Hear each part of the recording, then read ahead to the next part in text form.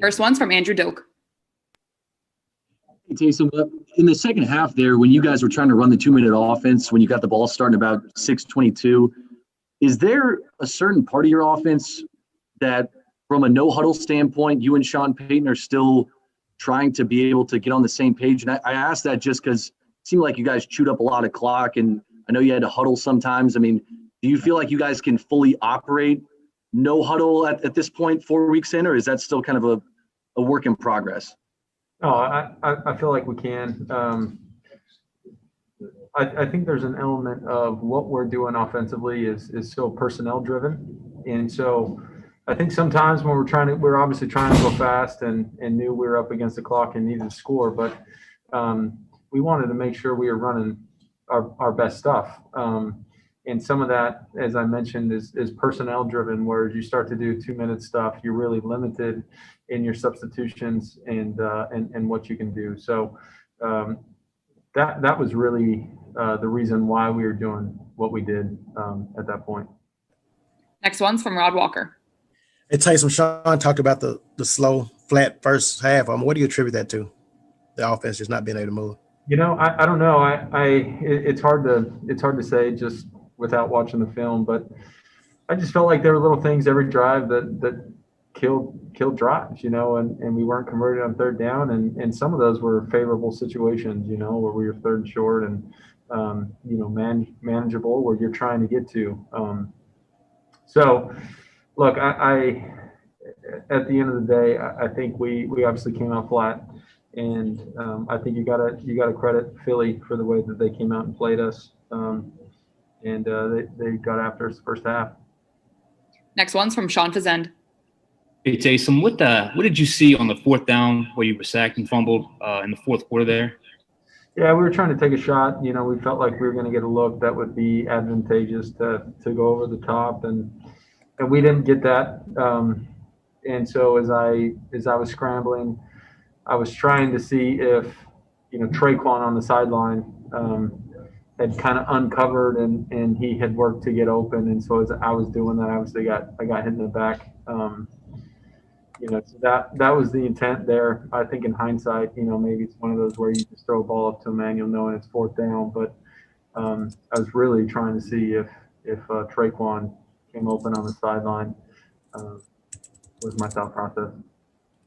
Next one's from Nick Underhill. Taysom, how do you navigate the balance between staying in the pocket and trying to find someone down the field and running when pressure's coming in? Yeah, I think look, it's a work in progress. I think sometimes they get you and sometimes you get them. And I would say that when I feel pressure, my eyes are down the field and I'm trying to find a guy to get the ball to. And then it's just finding that balance of, man, you could go and get 7, 8, 9, 10 yards before contact. And I think it's one of those things that we'll, in the future continue to be more and more comfortable with that, certainly from a scrambling aspect and what our rules are and our receivers, expecting to get the ball when they see me outside the pocket. Next one's from Luke Johnson. Taysom, is there like an added like stakes added at this stage of the season to losing games like this? Does it feel any different losing this now than it does in September or October? Just considering that you guys had the kind of inside track and the number 1 seed. Yeah. Look, we know every game is important in the NFL, and so while I would say that every game is important, we knew what was at stake. We knew what was at stake here. Which again is why, as I think about that game, we should have played better in the first half, and I got to take some blame for that. And as a quarterback and doing that, but I think at the end of the day, this one does sting a little bit because we knew what was at stake and we worked really hard to put ourselves in a situation to be in the driver's seat where we can control our own destiny. I would say that this feels a little bit different. Next one's from Mike Triplett.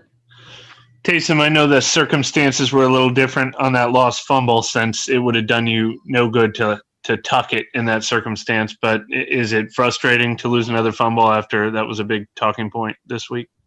I mean, you never want to lose a fumble. It's fourth down, you're extending the play, you get hit in the back, it is what it is.